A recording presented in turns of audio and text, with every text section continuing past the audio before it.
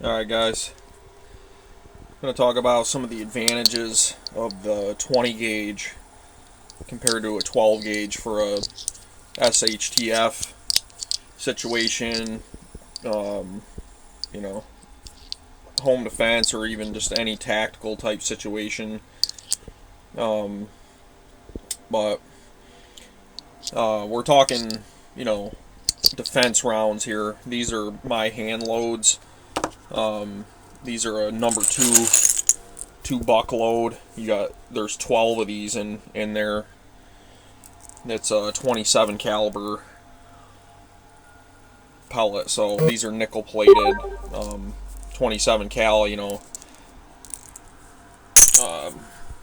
Those are gonna be lethal on a man-sized target. But yeah, guys, the 20 gauge with the right ammunition, like I said, for my situation, I prefer it. Couple of things. One, we'll show you here. This 590. The gun is small. It's more rifle-like in handling, much lighter. For an all-day carry. But also the ammunition is a lot less bulky. So that's one of the problems with shotguns is you can't carry a lot of ammo on you.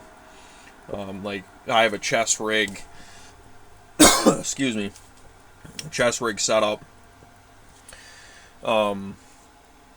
Most people with a 12 gauge, they go with the Velcro side saddle cards, which I have here.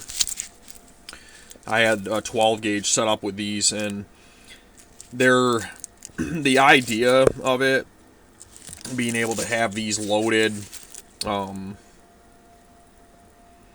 and just strip them off the side of the gun and slap a new one on that's a good idea for speed, but these things do not hold up to recoil.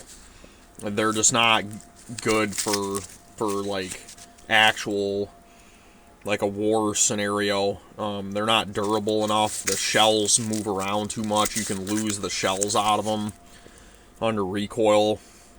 The Velcro wears out really quickly, so you get any dirt in between the Velcro, you're just gonna be dropping your ammunition everywhere. Like some guys even run the chest rigs where these are Velcro to the outside of the vest.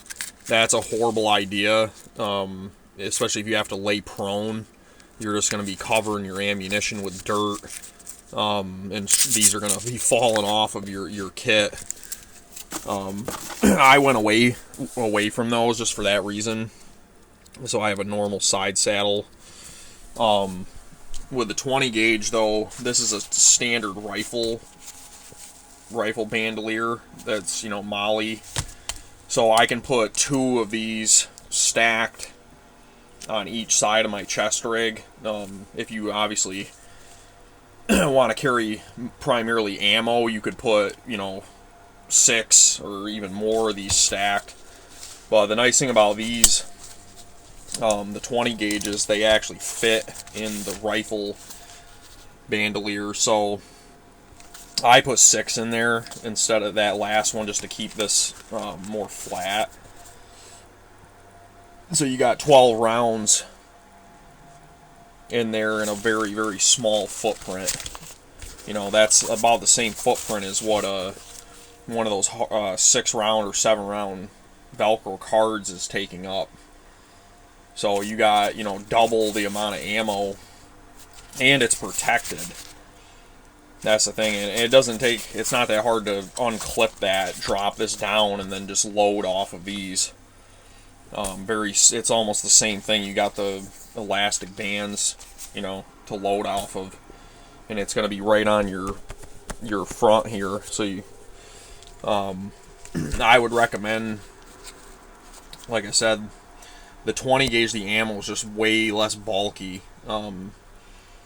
So you're not really giving up much per shot performance-wise, especially with slugs. I mean, the 20 gauge slug's actually superior in ballistics.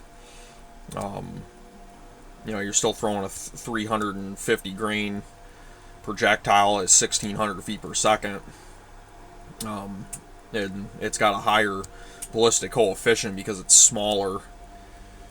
You know, I'm not going to say recoil is a benefit. I mean, it can be depending on your load, but with the gun, most 20 gauges being lighter, I mean, the recoil is going to be similar. But yeah, guys, something to think about. Obviously, the 20 gauge guns, different aftermarkets are going to be less common, but you can make stuff work. But yeah, if you guys are looking for a shotgun, you know, don't look past the 20 gauge. It's still a great option.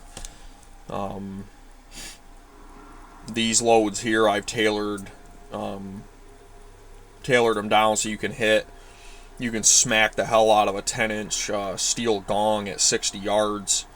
No problem with multiple pellet strikes. So I'm getting about a 12-inch pattern at 25 yards. Out to 60 yards, it's probably, I would say, like 30 inches, like a 30-inch circle with a good even core. So you're covering a man-sized target all day at 60 yards. But yeah, guys, check out the old 20 gauge. It's a good way to go. Like I said, the gun is very compact compared to a 12, so it's going to handle more like a rifle. But yeah, thanks for watching, guys.